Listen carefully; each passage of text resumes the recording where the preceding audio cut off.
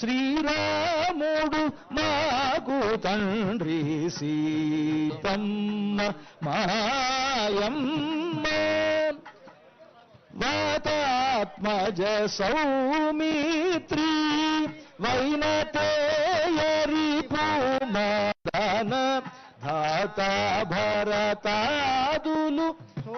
అలా సీతమ్మ మాయమ్మ అని మనం తలుసుకోవాలి అని అస్మన్మాత అలాంటి సీతమ్మ మనందరికీ ఇప్పుడు దర్శనమిస్తూ ఆ వివాహగారానికి వెళుతూ ఉన్నారు. కళ్యాణ మండపంలోకి అన్ని చుట్టూతాల ప్రదక్షిణం చేస్తూ వస్తారు అమ్మవారు.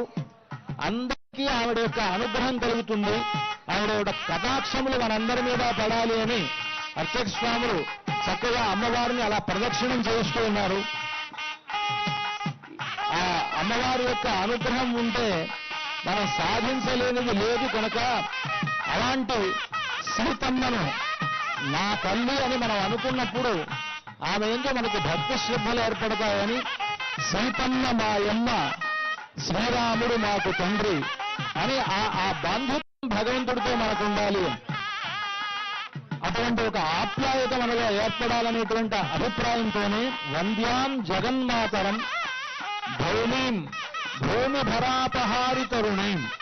అమ్మవారు ఎవరు అనంటే రాముడైన దశరథ కౌశల్యానందనుడు అవతరించాడేమో కానీ అమ్మవారు మాత్రం ఆవిడ అరోనిజ అన్నారు.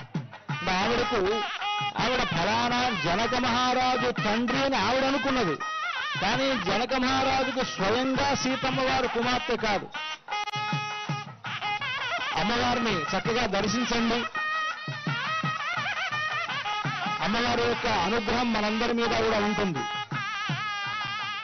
ఆ సీతమ్మ అరోనిజ అని భూమిం ఆవిడ జనక మహారాజు యజ్ఞం చేస్తూ ఆ యజ్ఞం కోసమని భూమిని దున్నుతుండగా ఆ దున్నడంలో ఆ నాగలి చాలున ఆవిడ దొరికిందిట.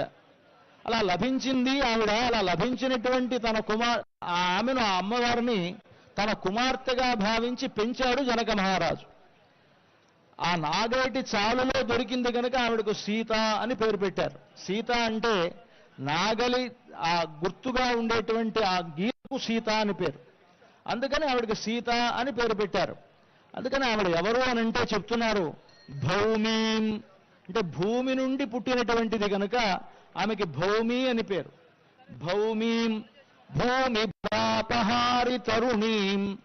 ఆ తర్వాత ఆమెడ భూదేవి గర్భం నుండి వచ్చింది కనుక భూమి భరాపహారి తరుణి.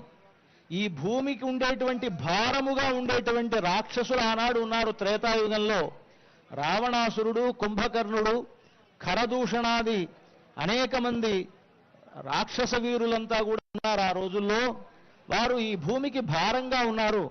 అటువంటి ఆ భూమి భారాన్ని తొలగించడం కోసమని వచ్చినటువంటి రామచంద్రమూర్తికి భూమి భరాపహారి, భూమికి భారంగా ఉన్నటువంటి ఈ రాక్షసులను సంహరించి ఆ భూమి భారాన్ని తొలగించినటువంటి ఏ రాముడైతే ఉన్నాడో ఆ రామచంద్రమూర్తికి భూమి భరాపహారి తరుణీం, ఆయనకు భార్యగా ఉండేటువంటిది ఆవిడ. కారుణ్య కల్లోలినీం. ఆ సీతమ్మ వారు ఎలాంటిది అనంటే కారుణ్యం అనేటువంటిది ఒక గొప్ప నదిగా ఉంటే ఆ నది ఎవరు అనంటే సీతమ్మ వారే. కారుణ్యపు నది ఆవిడ అన్నారు. ఎందుకన్నారటంటే రామచంద్రమూర్తి కరుణాపయోనిధి కదా ఆయన.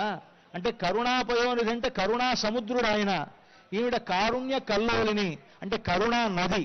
ఆయన సముద్రం అయితే ఈవిడ నది. అంటే సముద్రానికి నదులన్నీ భార్యలు అంటారు కదా. రాముడు కరుణా సముద్రుడైతే ఆ కరుణ నది సీతమ్మ వారు రాముడైనటువంటి ఆ సముద్రుణ్ణి వివాహం చేసుకోబోతోంది కనుక కారుణ్య కల్లోలిని అన్నారు. అలాంటి ఆవిడ ఎవరు అనంటే బ్రహ్మాణి గిరిజ రమాది మహితాం. ఆ సీతమ్మ వారిని నిరంతరం బ్రహ్మదేవుని యొక్క భార్య అయినటువంటి సరస్వతీదేవి కొలుస్తూ ఉంటుంది. బ్రహ్మాణి గిరిజ పార్వతీదేవి నిరంతరం సీతమ్మ వారిని పూజిస్తూ ఉంటుంది. పార్వతీదేవికి రామనామం అంటే చాలా ప్రీతిట. రామ అంటే ఒక రాముణ్ణే తలుసుకుంటున్నామని భావించకండి. రా అంటే భగవంతుడు, మా అంటే సీతమ్మ వారు, ఆ రామ అనేటువంటి అక్షరంలోనే సీతారాములు ఇద్దరు కలిసి ఉన్నారు. ప్రత్యేకించి